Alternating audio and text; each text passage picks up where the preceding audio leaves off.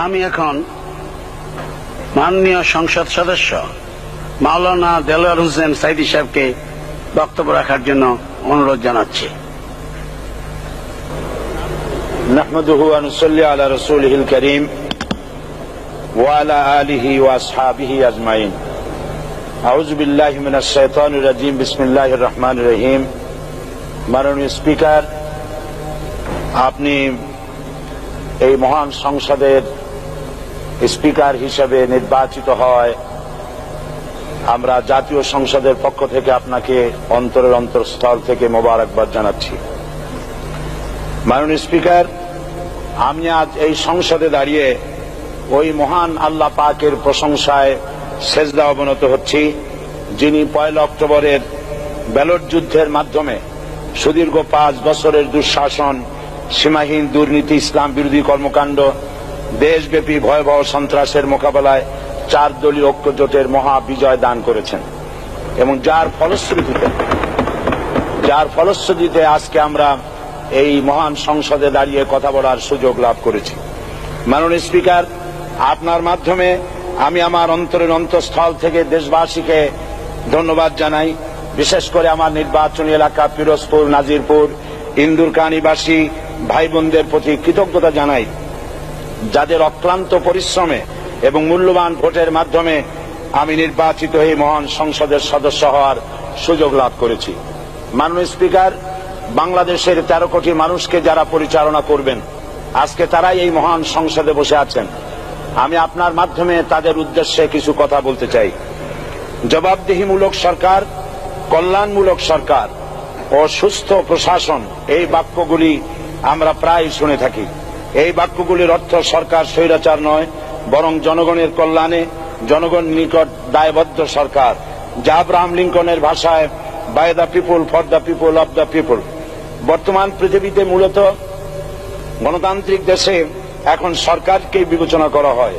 এরূপ সরকারের জনগণের সার্বভৌম ক্ষমতার উৎস হিসেবে বিবেচনা করা হয়, অর্থাৎ সংখ্যাগরিষ্ঠ প্রতিনিধিদের প্রণীত আইনই হল আইন এবং নির্বাচিত হবার পর সরকার হয়ে পড়েন সমগ্র জনগণের, আর বিরোধী দল হয় ছায়া সরকার।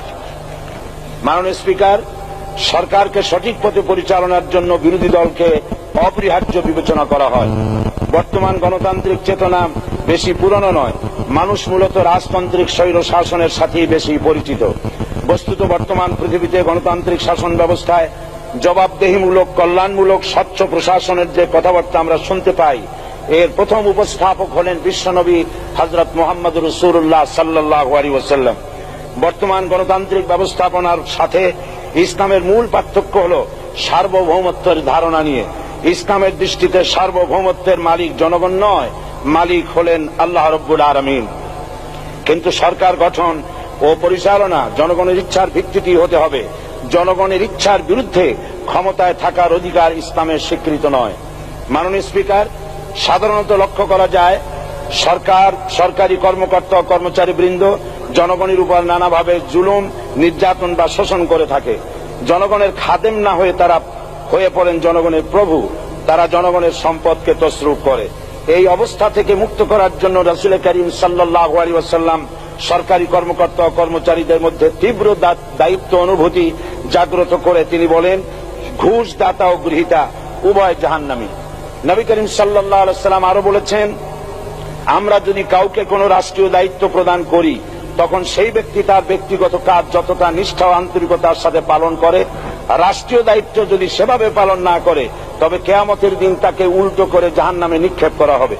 রাষ্ট্রীয় সম্পদ তসরুপের ব্যাপারে কঠোর হুঁশিয়ারি উচ্চারণ করে বিশ্বনবী মুহাম্মদ রাসূলুল্লাহ সাল্লাল্লাহু আলাইহি ওয়াসাল্লাম বলেছেন, রাষ্ট্রীয় দায়িত্ব পালনকারী কেউ যদি 1 টুকরা সুতা বা তার চেয়েও ক্ষুদ্র কোনো জিনিস খেয়ানত করে, তবে কিয়ামতের দিন খেয়ানতের বোঝা মাথায় করে তাকে উঠতে হবে।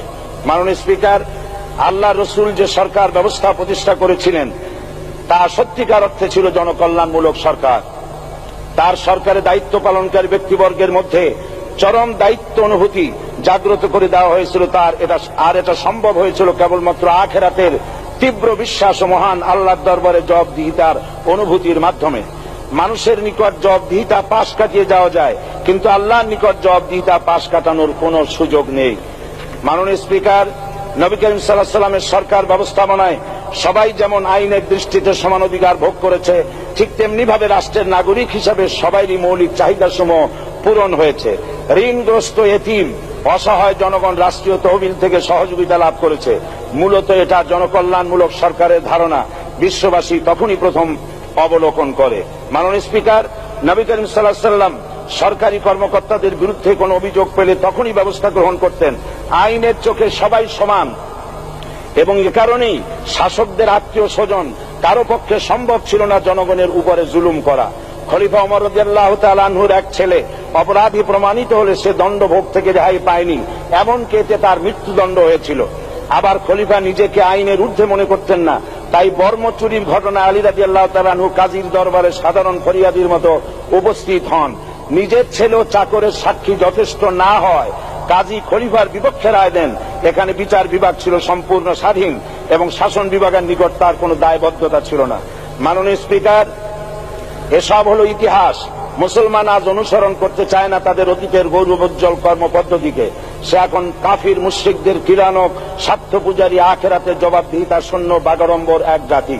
মাননীয় স্পিকার, যে জাতির এক পূর্বসূরি মাথায় আটার বোঝা বহন করে নিয়ে চললেন আর বলে গেলেন, মানুষ কেন, ফোরাতের কূলে যদি একটি কুকুরও না খেয়ে মারা যায় তবে এই ওমর রাদিয়াল্লাহু তাআলা আনহুকে কিয়ামতের দিন আল্লাহর দরবারে জবাবদিহি করতে হবে। আর আজ সেই জাতির দায়িত্বশীলরা জনগণকে অভুক্ত রেখে তাদের মুখের গ্রাসে ভাগ বসায়। জনগণ তাদের নিকট উপস্থিত হলে মনে হয় যেন গোলাম প্রভুর দরবারে উপস্থিত হয়েছে, আর অহেতুক উৎকোচ দাবি করে তাদের উপর জুলুম করছে। আর আল্লাহ পাক জালিমকে কখনোই পছন্দ করেন না। মাননীয় স্পিকার, আমি দৃঢ়ভাবে আশা করি এই অবস্থা কাটিয়ে উঠিয়ে আমরা রাসূল করিম সাল্লাল্লাহু আলাইহি সাল্লাম কর্তৃক প্রদর্শিত রাষ্ট্র ব্যবস্থার অনুসরণ করে একটি সুখী সমৃদ্ধশালী আধুনিক ইসলামী রাষ্ট্র পরিণত করে বাংলার প্রিয় জন্মভূমি বাংলাদেশকে আজ গোটা বিশ্বব্যাপী শোষণ, নির্যাতন, হানাহানি, অশান্তির মধ্যে, তাই আজ পৃথিবীর অধীর আগ্রহে অপেক্ষা করছে ইসলামের আলোকে এমন এক রাষ্ট্র ব্যবস্থার যেখানে দায়িত্বশীলরা আল্লাহ তাআলার কাছে জবাবদিহিতার পাশাপাশি জনগণ নিকটও জবাবদিহি করতে বাধ্য হবে। মাননীয় স্পিকার, অনেক ত্যাগ ও তিতিক্ষার রক্তের বিনিময়ে গড়ে উঠেছে আমাদের গণতান্ত্রিক প্রতিষ্ঠান এই জাতীয় সংসদ। এই সংসদের সম্মান রক্ষা করার দায়িত্ব আমাদের সবার। গণতান্ত্রিক চর্চা, গণতন্ত্র প্রতিষ্ঠার স্বার্থে আমি আজ প্রধান বিরোধী দল আওয়ামী লীগকে সকল হিংসা, বিদ্বেষ ও পরাজয়ের গ্লানি ভুলে গিয়ে সংসদে যোগদানের উদাত্ত আহ্বান জানাচ্ছি। পরিশেষে আমি আপনার মতো সর্বজনশ্রদ্ধ একজন মার্জিত ও সুশিক্ষিত ব্যক্তিকে এই মহান সংসদের স্পিকার হিসাবে লাভ করে আমরা আনন্দিত হয়েছি। আমাদের সংবিধানের সংরক্ষণ, সমর্থন ও নিরাপত্তা বিধান এবং আপনার অভিভাবক সুলভ নিরপেক্ষ আচরণ ও সংসদকে ধন্য করবে বলে আমরা বিশ্বাস করি। আপনাকে ধন্যবাদ। আসসালামু আলাইকুম ওয়া রাহমাতুল্লাহ। মাননীয় সদস্য মাওলানা দেলোয়ার হোসেন সাঈদী সাহেবকে আপনার তথ্যপূর্ণ ইসলামিক মূল্যবোধ সহ মূল্যবান বক্তব্যের জন্য ধন্যবাদ।